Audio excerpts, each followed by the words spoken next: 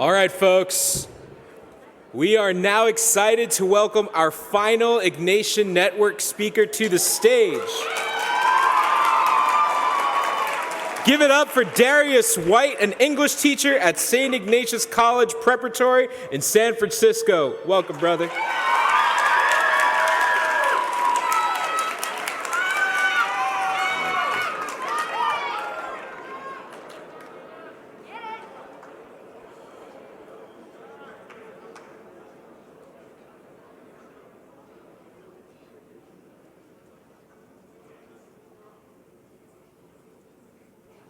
The move. We've all had some time to sit alone, time to wonder, time to reflect, do that Ignatian examine. Y'all know what I mean? Been thinking, where do we go from here? Where have we been? Where are we going? During the last 18 months, I have lost sight of the world, myself, and my path. What path, you ask? It's a path only once I decide to take that first step. That first step means your boy has curiosity, imagination, faith.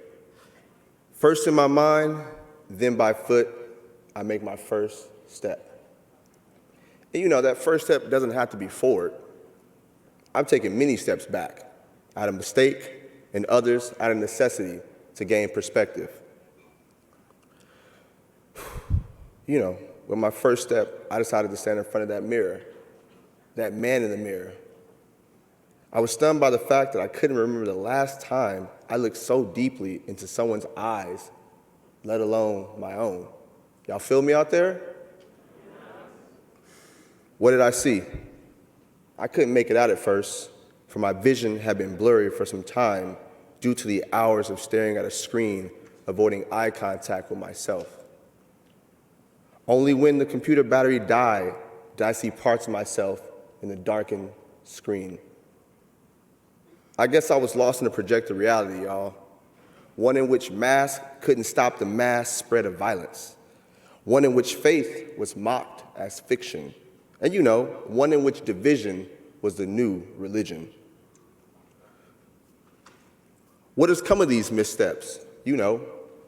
Mishap, misinformation, mistreatment. I don't know about you, but I felt lost. Our viruses, vices, and vitriol led me to want to feel something new, do something different. So I decided to make a move. My next move came after one late summer night. It was recent. I'm gonna paint the scene for y'all.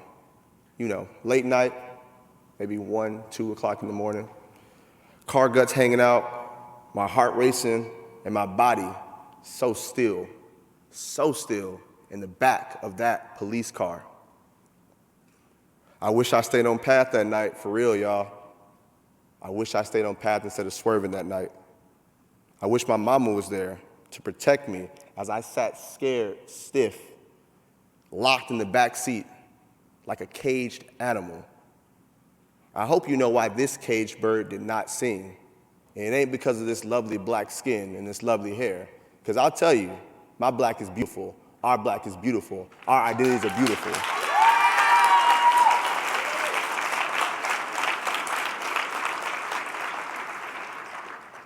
And to the young men who look just like me, I hope you never, ever, ever have to see life from the back of a police car.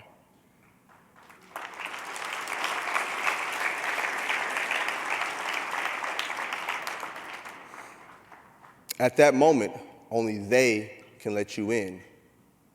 At that moment, only they can let you out of the car and out of a life.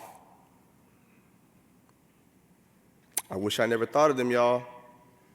I wish I never thought of them, but my mind was racing.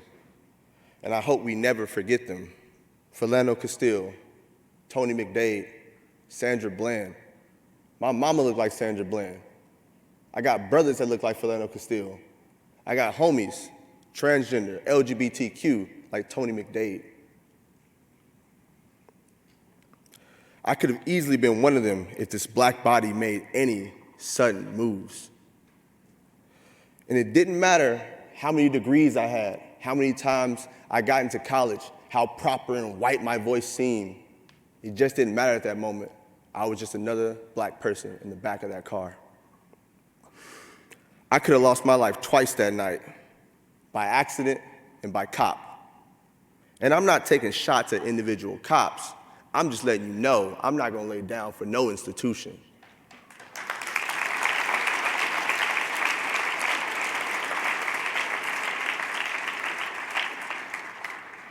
I also know there's no such thing as an honorable discharge when matters are in the hands of these systems.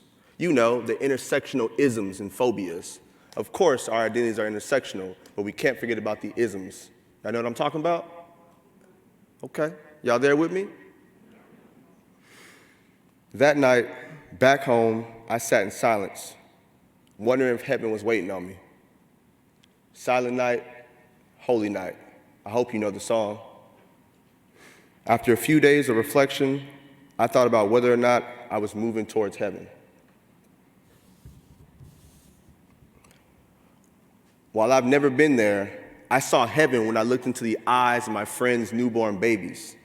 Like babies, we have all been wide-eyed, watching, wondering what will happen next in our world. While I've never been there, I heard heaven in the form of teenage laughter once we were able to return to the classroom.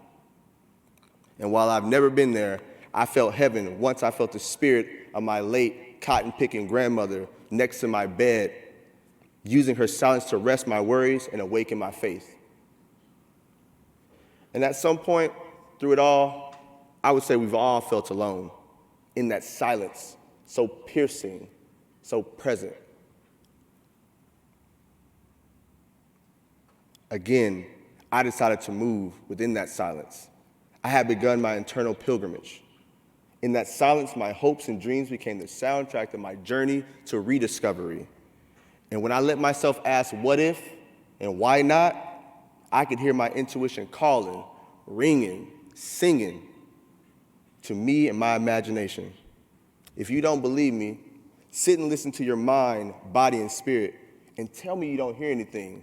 Tell me you don't feel nothing. Tell me you don't see anything in your mind's eye. Even if for a split second, y'all, a split second, you are reconciling and reckoning with whom you have been and whom you are becoming. We are human beings. We are always moving between being and becoming. During the last year or two, you know, some of us found God, some of us found family, some of us found nothing but ourselves.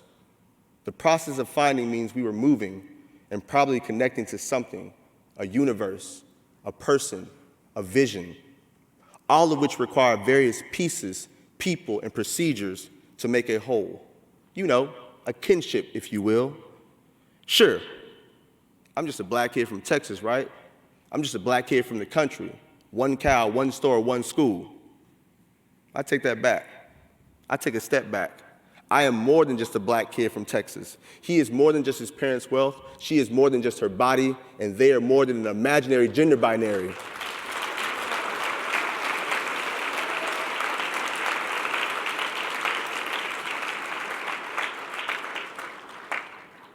I see you. No, your boy really sees you. I see you in the yellow. I see you in the red. I see you with the blonde hair. I'm here for you. You know, so let's make a move together. I want to move closer to you so I can get to know you better, so I can love you better. And let me be the first again to say and thank you, or second to say, Brian Massengale, I love you. I love you all.